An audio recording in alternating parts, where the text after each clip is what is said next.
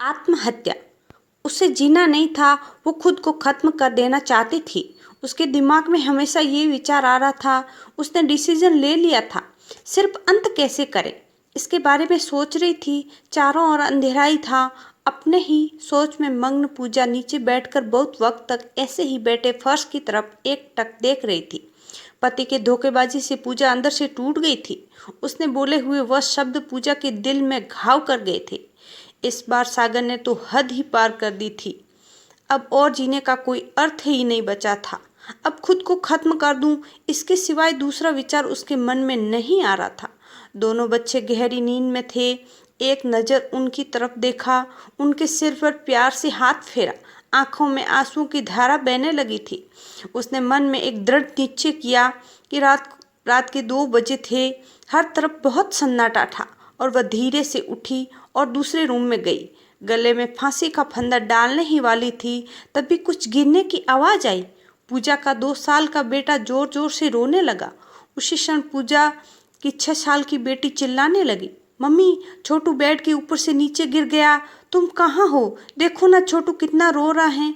पूजा भागकर दूसरे रूम में आई और अपने बेटे को उठाकर अपनी गोद में लिया और अपने सीने से लगा लिया। बेटी रोते हुए बोली, मम्मी तुम कहाँ चली गई थी? मुझे बहुत डर लग रहा था।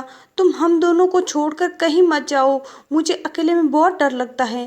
पूजा अपने दोनों बच्चों को पास लेकर जोर से गले से लगा लिया और रोने लगी। दोनों बच्चे उसके सीने से लिपट कर सो गए।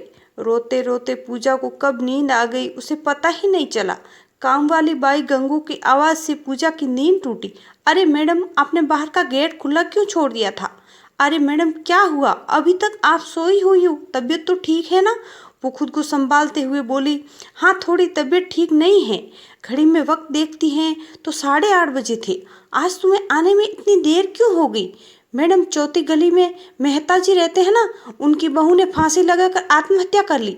2 बच्चे हैं उनकी एक 10 साल की बेटी और 6 साल का बेटा है। यह सुनकर पूजा के कलेजे को धक्का लगा। अपनी साड़ी ठीक करके उसने पूछा, कब हुआ? गंगू ने बोला, रात को हुआ मैडम। मैंने ऐसा सुना है कि उनके पति की दूसरी औरत से संबंध थे। कमबख्त अभी तक नहीं आया। अचानक पूजा ने गुस्से से बोली, अच्छा किया, वो आया या नहीं आया उससे क्या फर्क पड़ता है? अब वो थोड़ा न देखने आने वाली है।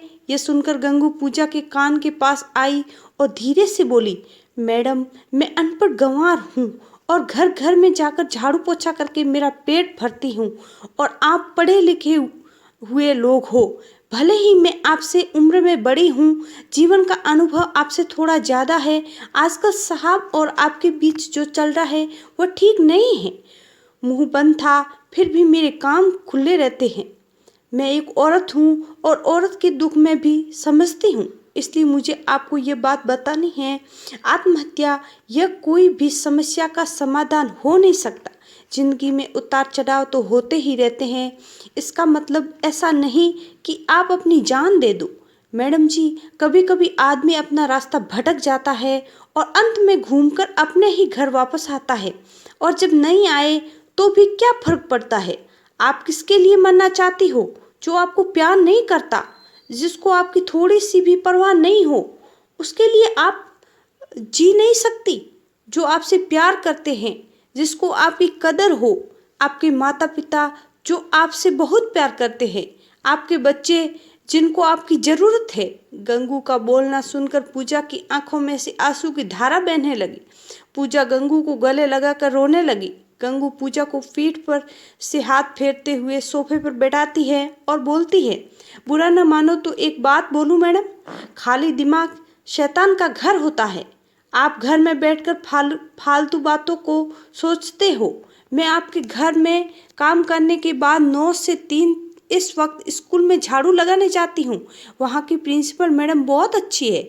आप तो पढ़े हुए हो, अगर आप बोलती हो तो मैं आपके लिए टीचर का काम करने का पूछूं क्या? आपका वक्त भी निकल जाएगा और मन भी लग जाएगा। इस पर पूजा चुप बैठी थी।